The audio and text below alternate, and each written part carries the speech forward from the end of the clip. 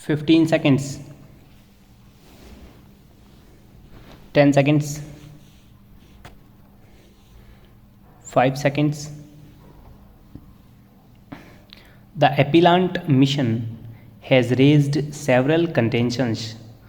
He submitted that an appeal filed by division bench of the High Court was a regular statutory appeal.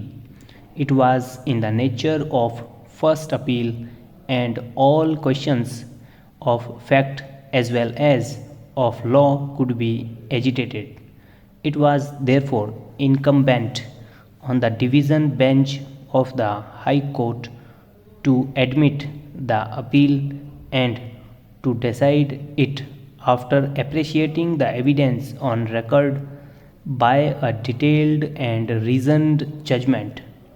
Dismissal of appeal in limine by the division bench was improper, and on that ground alone the impugned order deserves to be set aside. It was also urged that even if the appeal is considered to be an intra-court appeal, all questions of fact and of law could be argued, and the division bench cannot refuse to admit the appeal by dismissing it at the threshold, observing that it agrees with the finding recorded by the trial court. It was also urged that as many as 13 issues were framed by the trial court, and all those issues were required to be considered by the division bench.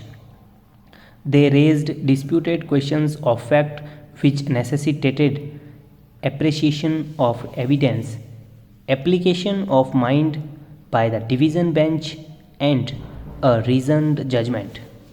The counsel argued that from the facts it was clearly established that there was a will executed by the deceased Uma Bose in 1994 which was duly registered. They ought to have been considered, but they were not considered by the division bench in their proper perspective. According to the counsel, if respondent number 1 challenged legality and validity of the will, the proceedings initiated on the original side of the High Court were not maintainable, and the only court which had jurisdiction to decide such question was a competent civil court which had exclusive jurisdiction in such matters. Testamentary suit instituted by the respondent number 1 before the learned single judge on the original side of the High Court was therefore not maintainable.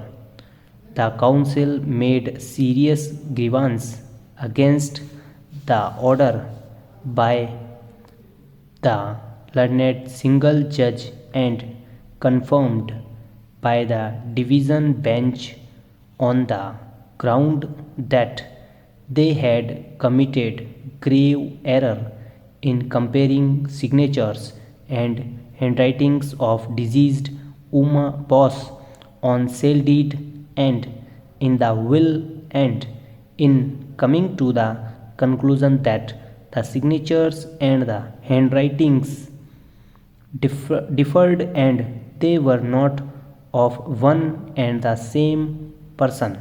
The counsel urged that this court has held in several cases that no comparison of handwriting should be made by a court, as it is the function of an expert.